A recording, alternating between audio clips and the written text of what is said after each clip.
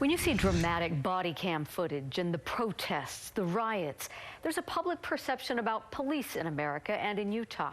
The question, is that perception accurate? Yeah, well, months before the death of George Floyd, sparking a public outcry for police accountability and change, KSL investigators are actually already looking into the issue of use of force here in Utah, sifting through data, cases, and lawsuits with nearly every agency in the state.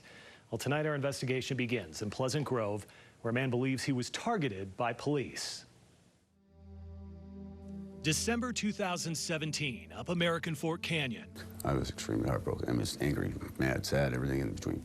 And the emotions of a grieving father may have gotten the better of him. Trent Thane lost his son in a single-car accident. That he could be here if somebody would have done their job. If somebody would have given a damn about anybody but themselves, he could still be here. He blamed police for not doing enough to save his son. Outraged and defiant, he admits to threatening the lives of several Pleasant Grove officers. He had threatened the officers that night with a weapon. I was dead set on killing as many of them officers that I could, in my mind at that point in time. Exactly 3 days later, still enraged by his son's death, Thane engaged Pleasant Grove police in a slow-speed chase. And when he stopped at the light, they ripped me out of my car and beat the hell out of me. He believes it was payback. I literally, honestly feel that they tried to kill me. That is his perception. Trent Thane's situation is just one of thousands in Utah where police have used force. 18,129 times in the past 5 years alone, or well, maybe it's 3 years or 2 years. To be honest with you here, we really don't know. Tell you what, we're going to get to that number in just a moment, because in order to understand it, is to understand its inaccuracies. For the past 5 months, the KSL investigators have been digging through police reports, court records, body cam, contacting every one of the 117 law enforcement agencies in the state. Here's what we found. Over the course of the past 5 years or so, law enforcement was called out more than 10.3 million times, ranging anywhere from kidnappings to assaults to thefts to domestic violence to armed robberies. And out of the 10.3 million calls to service, officers recorded using force, here's that number again, 18,129 times. Do the math here, and 0.175% of everything they respond to ends in force. And if you want to break that use of force down to just shootings, it is a fraction of their calls. And while it may not be 100% accurate, the numbers still tell a story.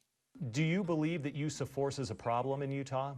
No, it's a fact of life for Utah law enforcement. That right there is Ian Adams. Is there an excessive amount of force? No. He's executive director of the Utah Fraternal Order of Police, published research on use of force. He believed it was a gun. And roughly 6 years ago, I know what it means to be called on to use force as an officer. He chased a man, he shot the man, and his body cam recording the entire thing Copy, shots fired, go to your location. Was broadcast across social and local media. His use of force was ruled justified. How do you believe the media portrays use of force? Use of force is not the dominant factor of an everyday police existence. It seems that way if you look at news coverage. Adams is concerned widespread video of force has become more persuasive than the actual data. But here's the thing about the data. No one can tell you what's going on in Utah because no one is keeping track of that data. Remember that use of force number, 18,129? Well, here's why it's likely inaccurate. Our investigation revealed 18 police agencies in Utah do not track use of force. 21 wouldn't even share their data. And a majority that did spent days, weeks, even months, some having to dig through individual reports just to find that information. On top of that, what one department calls use of force is defined very differently by another one. Just look at this.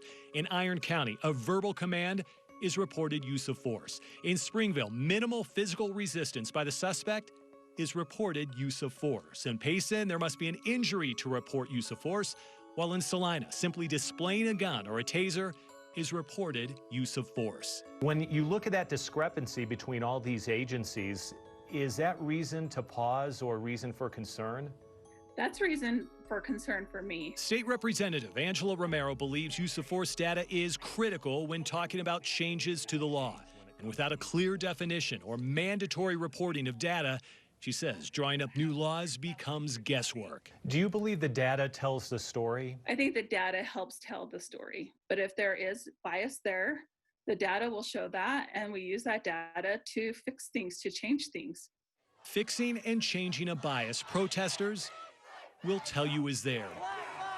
BLM will tell you is there, and grieving families will tell you is there. So why isn't every police agency in the state gathering data If you can't measure it, you can't manage it. to see if it's there? It allows you to go back in time and look exactly what your agency is doing. Salt Lake City Police is one of the few agencies in the state who can show use of force data within just a matter of moments. For the past 4 years, every incident involving force has been documented, detailed, and posted online. We look at trends, we look at patterns, and we do the same thing with use of force. Yeah, just take a look here. Month to month, you can see the number of times force was used, the reason it was used, how the suspect resisted, the weapon used, the effect it had, and the race of the suspect. Quick example here. In the past 2 years, use of force on African Americans went from 8% to 12% of the incidents. So when you see an increase of 4%, does that raise a red flag?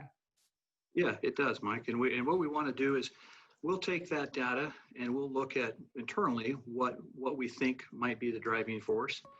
Bottom line here, Chief Brown says the point of the data is to look for irregularities, look for trends, look to root out any problems. While Salt Lake City appears to have the data in place to do just that statewide, well, we're not even close. The best we found is some spotty information from the FBI, where the KSL investigators discovered just 13 of Utah's 117 police agencies report data on use of force.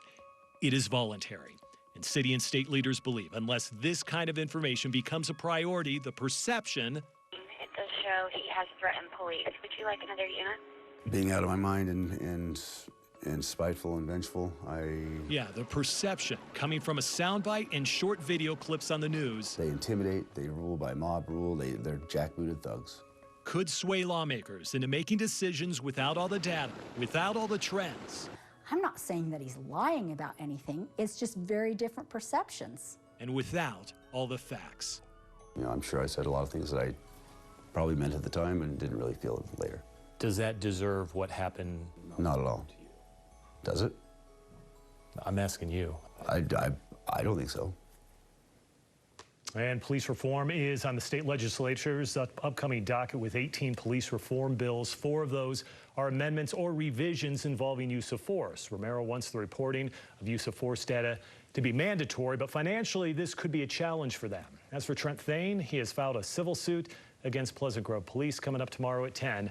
We're going to look at just how many civil suits have been filed against police here in Utah and some of the biggest payouts. Again, that's tomorrow night at 10. Yeah, that data does beg the question why everyone isn't tracking that. Yeah, without question. And again, part of it is, as we mentioned, it's the financial aspect of that. So you got to get everyone the same program in order to do that. And then you have some of these smaller agencies, too, who may not have the personnel or the finances to have something like that. So that's going to be one of the things they're going to have to hash out up on the Hill. All right. Thanks, Mike.